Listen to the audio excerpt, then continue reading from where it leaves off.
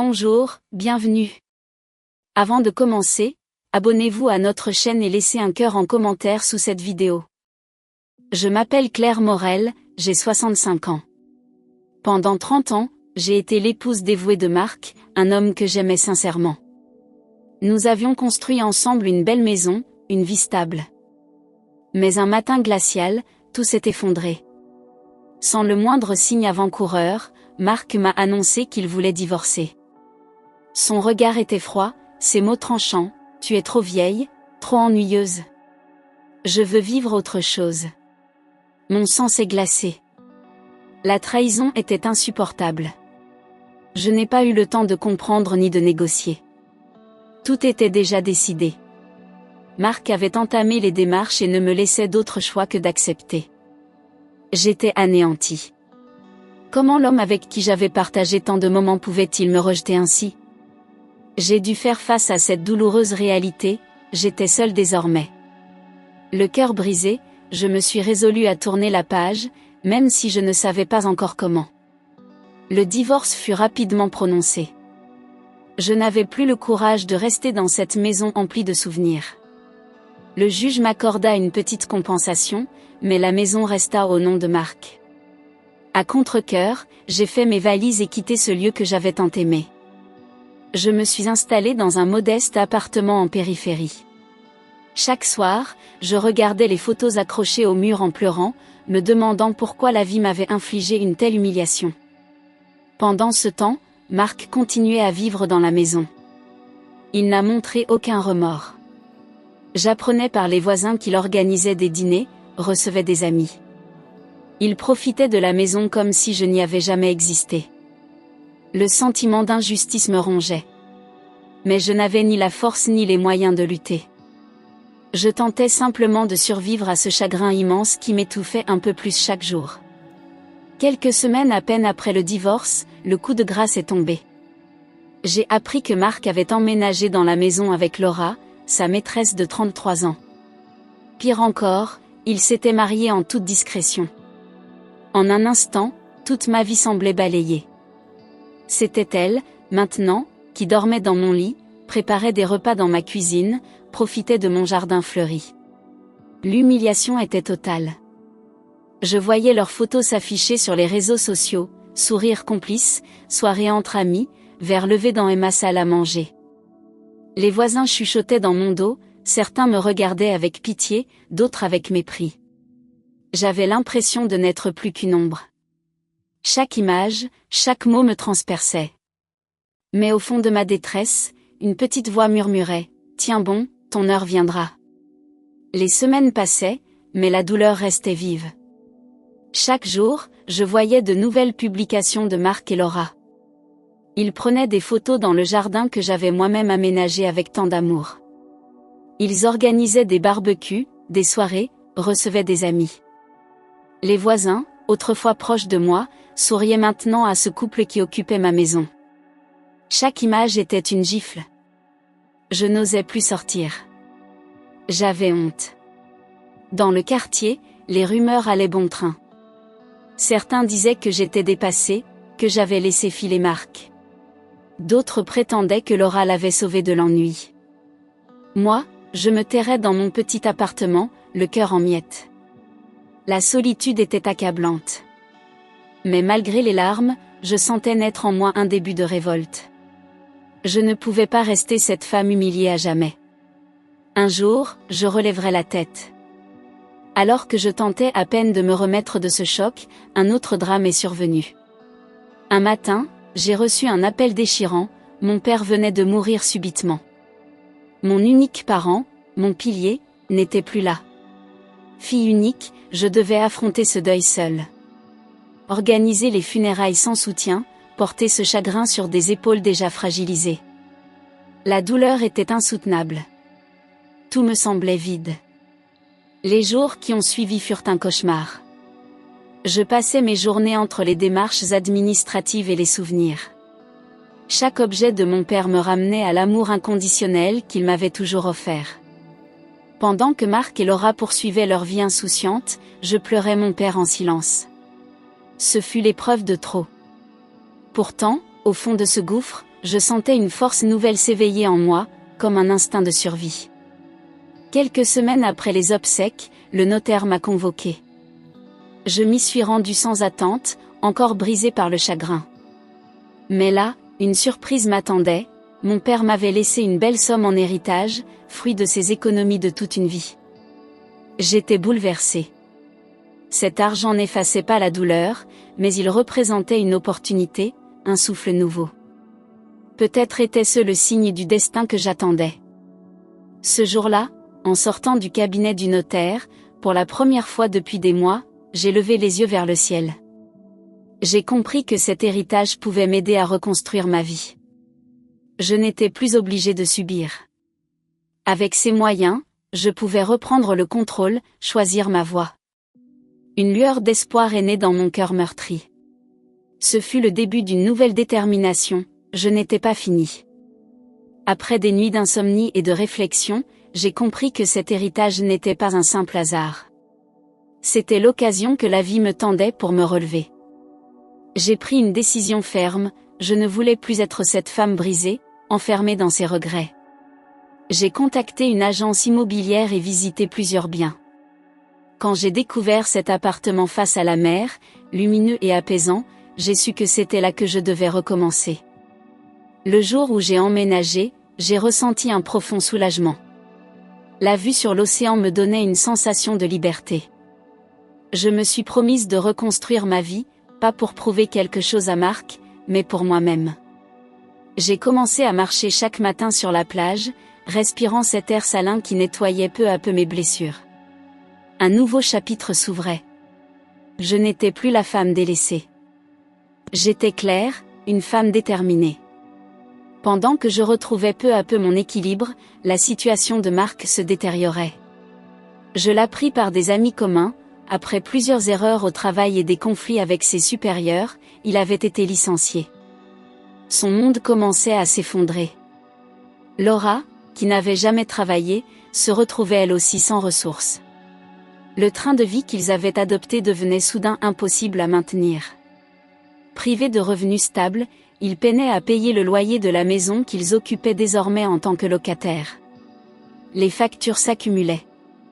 L'ambiance dans leur couple se dégradait rapidement. Laura, qui s'était crue sortie de la médiocrité en épousant Marc, découvrait une réalité bien différente. De mon appartement en bord de mer, j'observais cette lente chute avec un étrange mélange de tristesse et de justice. La roue du destin tournait. Le mois suivant, la nouvelle tomba, Marc avait reçu un avis de relance de l'agence immobilière. Sans salaire, il était incapable de régler les mensualités. Laura se plaignait de plus en plus. Les disputes éclataient régulièrement. On les entendait jusque dans la rue, selon les voisins. La maison qui avait autrefois résonné de fêtes et de rires était maintenant emplie de cris et de tensions. Laura en voulait à Marc de ne pas avoir su préserver leur confort. Elle regrettait amèrement d'avoir tout misé sur lui. De son côté, Marc sombrait dans une forme de déni. Lui qui avait méprisé mon âge et ma supposée faiblesse, se retrouvait acculé, incapable de faire face. Pendant ce temps, moi, j'avançais. Je construisais doucement ma nouvelle vie, consciente que ma force ne venait plus de mon passé, mais des choix que je faisais aujourd'hui. Marc, autrefois si sûr de lui, était désormais un homme rongé par la honte. Chaque jour, il comptait les centimes pour faire ses courses. Lui qui aimait parader dans les magasins de luxe n'entrait plus que dans les petits supermarchés de quartier. Ses vêtements, jadis impeccables, devenaient négligés. Il évitait les regards, baissait les yeux dans la rue. Laura, frustrée et amère, lui reprochait sans cesse leur déclin. Leur relation se dégradait à vue d'œil. L'ironie de la situation ne m'échappait pas. L'homme qui m'avait traitée de vieille et d'ennuyeuse se retrouvait piégé dans une existence médiocre. Ses rêves de grandeur s'étaient évaporés. Je ne jubilais pas de sa chute, mais je constatais que la vie avait sa propre manière de rétablir l'équilibre. Tandis qu'il sombrait, je reprenais confiance en moi, consciente que ma résilience m'avait sauvée. Dans le quartier, les langues allaient bon train. Les voisins, autrefois séduits par le couple glamour que formaient Marc et Laura, changeait peu à peu de ton. On murmurait dans les cafés, on échangeait des regards entendus. Beaucoup regrettaient leur légèreté passée. On se souvenait de moi, de la femme élégante et discrète que j'étais. Certains commençaient même à me témoigner une nouvelle forme de respect. Marc le sentait. Chaque sortie devenait un supplice. Les salutations étaient moins chaleureuses, les sourires forcés. Il percevait dans les regards cette pitié qu'il avait lui-même autrefois réservée aux autres. Laura, de son côté, supportait de moins en moins cette hostilité voilée. Leur isolement grandissait. Pendant ce temps, dans mon nouveau quartier en bord de mer, je savourais une tranquillité retrouvée, loin de ce passé pesant. Assise sur mon balcon face à l'océan, je repensais souvent à ces derniers mois. Tant de douleurs, de pertes, mais aussi une renaissance inattendue. Je ne cherchais pas une revanche éclatante. Mon triomphe, je le vivais en silence, avoir retrouvé ma dignité, ma liberté. Voir Marc se débattre dans ses propres choix n'était qu'un constat, non un objectif. Ce qui comptait désormais, c'était mon propre chemin. Je me découvrais des forces insoupçonnées. Chaque jour, je faisais de nouveaux projets, lectures, rencontres, petits voyages. Ma vie m'appartenait de nouveau. Et dans ce processus, une certitude grandissait, jamais plus je ne me laisserais définir par le regard d'un homme. Je n'étais plus l'ex-femme abandonnée. J'étais Claire, une femme libre et fière de son parcours.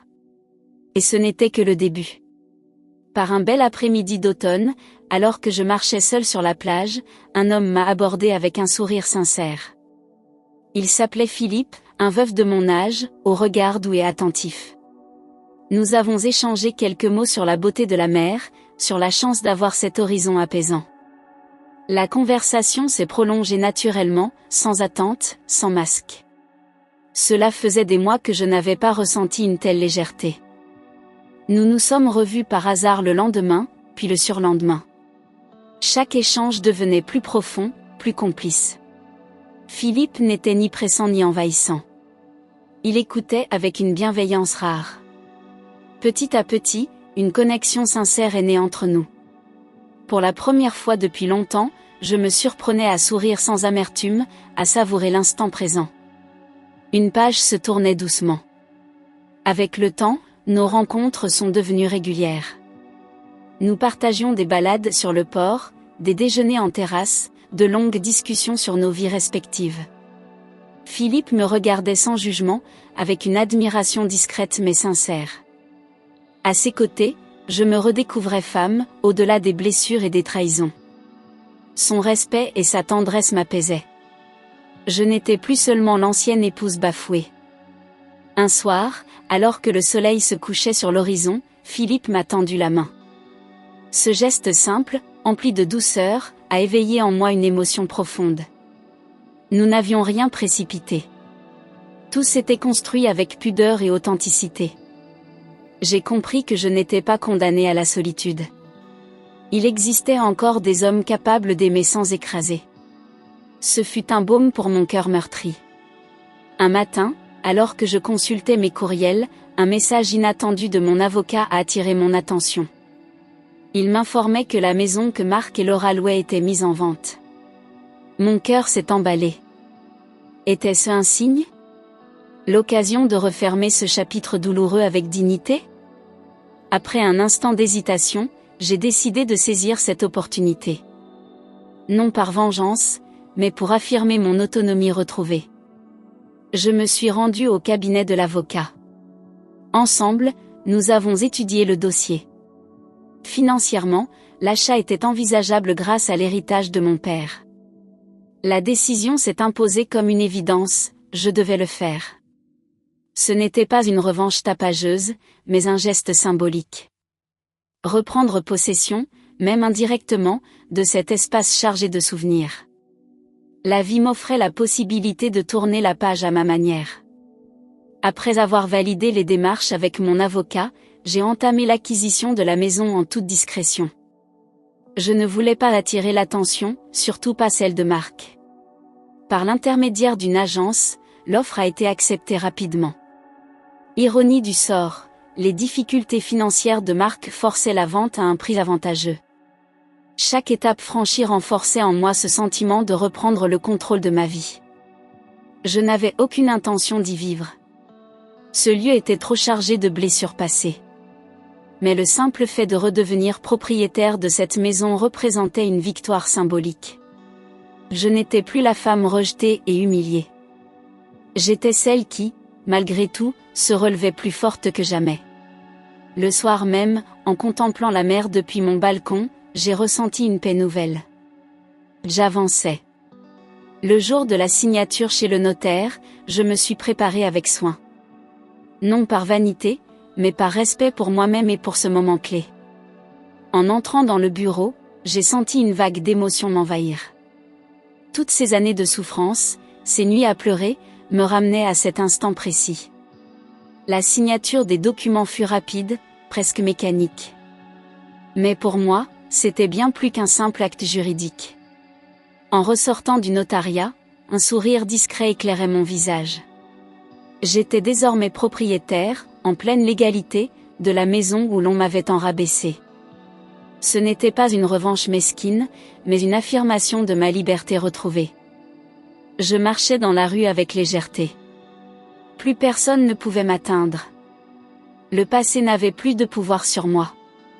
Je regardais enfin vers l'avenir avec sérénité. Conformément au conseil de mon avocat, je n'ai pas cherché à expulser Marc et Laura. Cela aurait été inutilement cruel. Au lieu de cela, j'ai laissé l'agence leur notifier le renouvellement du bail, accompagné d'une augmentation significative du loyer. La démarche était parfaitement légale. Quand la lettre leur est parvenue, les réactions ne se sont pas fait attendre. Le choc pour Marc fut immense. Il comprit alors, avec une clarté brutale, que je contrôlais désormais la situation.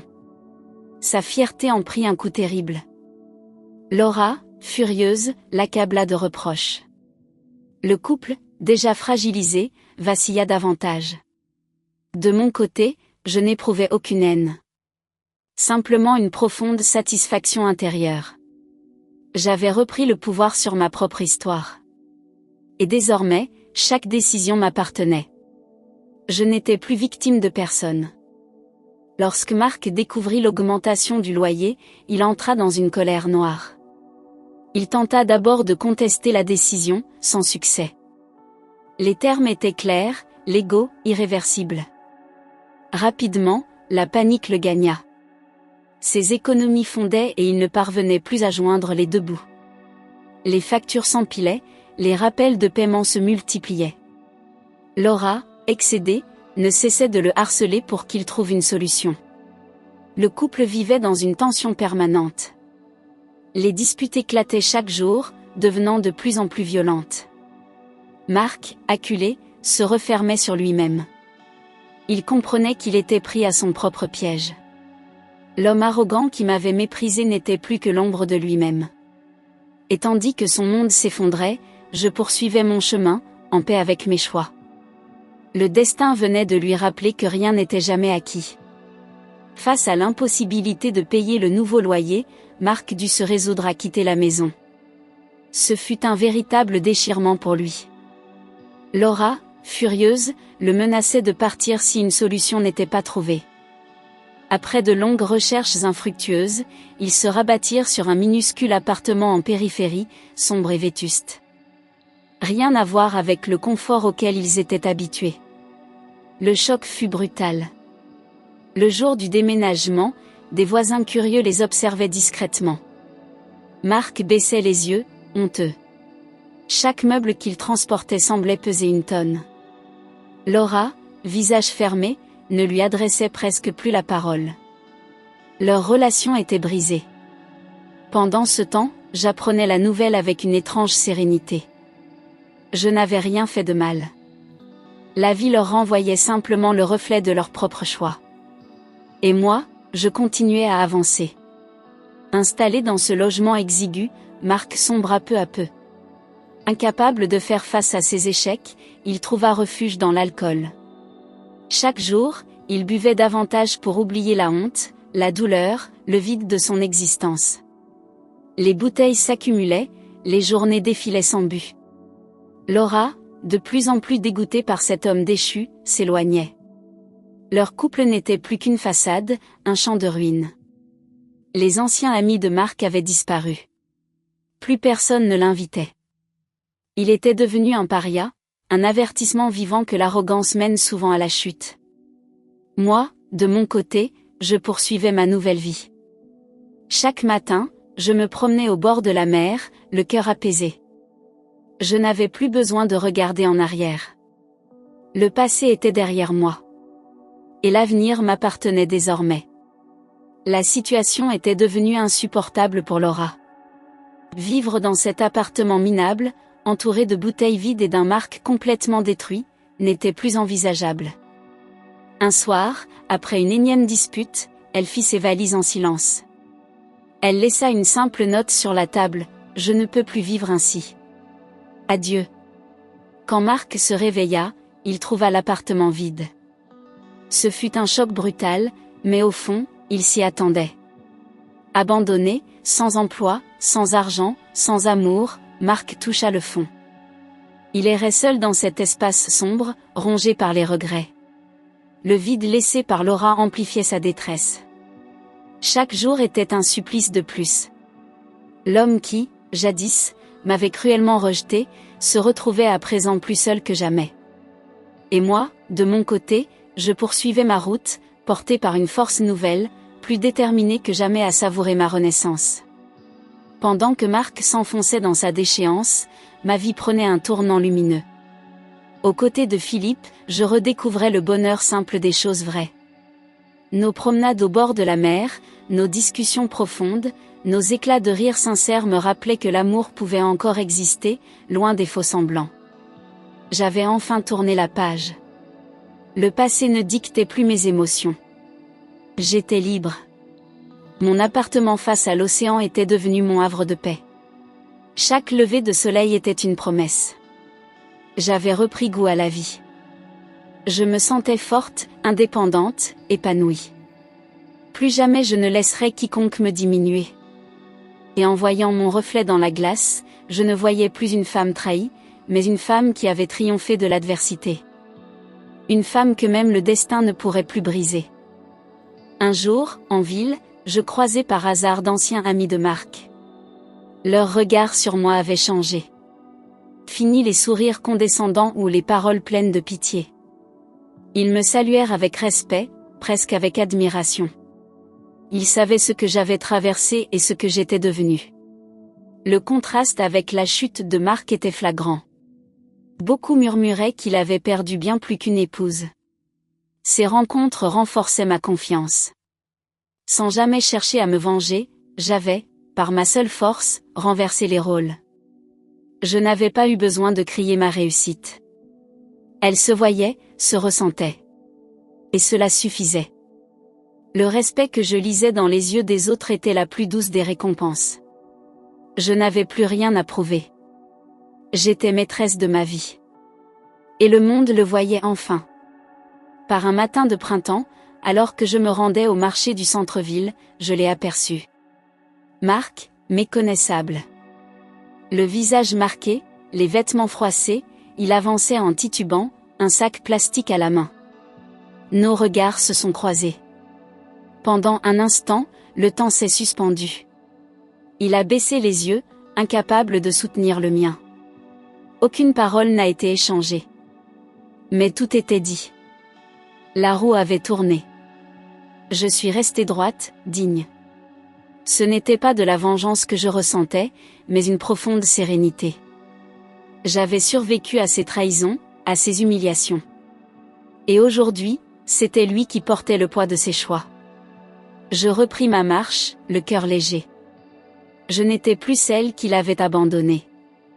J'étais devenue une femme forte, épanouie. Mon retour dans cette ville était silencieux, mais triomphal. En repensant à tout ce parcours, je réalisais combien chaque épreuve m'avait forgé. La trahison, le deuil, l'humiliation, autant de blessures qui m'avaient finalement permis de renaître. J'avais compris que le véritable pouvoir ne réside pas dans la vengeance, mais dans la capacité à se reconstruire. La vie m'avait donné une seconde chance, et je l'avais saisie. Sans haine, sans amertume. Aujourd'hui, je regardais l'avenir avec confiance. Ce que j'avais traversé m'avait appris une chose essentielle, il ne faut jamais se laisser définir par le regard des autres. Nous avons en nous une force insoupçonnée. Il suffit de la réveiller. Et quand on y parvient, plus rien ni personne ne peut nous arrêter. Cette leçon, je la porterai en moi pour toujours. Elle est devenue ma boussole. Ma vie avait pris un nouveau souffle. Aux côtés de Philippe, je découvrais une relation sincère, sans faux semblant. Chaque jour était empli de douceur et de respect. Nous partagions des moments simples, mais vrais. Je me sentais aimée pour ce que j'étais, et non pour ce que je représentais. L'amour mature avait un goût de liberté que je n'avais jamais connu auparavant. J'étais pleinement heureuse. Face à l'océan, je savourais chaque instant. Je n'avais plus peur de l'avenir. Je savais désormais que, quelle que soit l'épreuve, je saurais me relever. La Claire que Marc avait sous-estimée n'existait plus. À sa place se tenait une femme libre, forte, épanouie. Et quelque part, je savais que Marc, dans sa solitude, regrettait amèrement le jour où il avait tourné le dos à celle que je suis devenue. Tu as aimé cette histoire? Dis-nous ce que tu en as pensé dans les commentaires. Et n'oublie pas de t'abonner à notre chaîne et de liker cette vidéo, on publie toujours de nouvelles histoires. À très bientôt.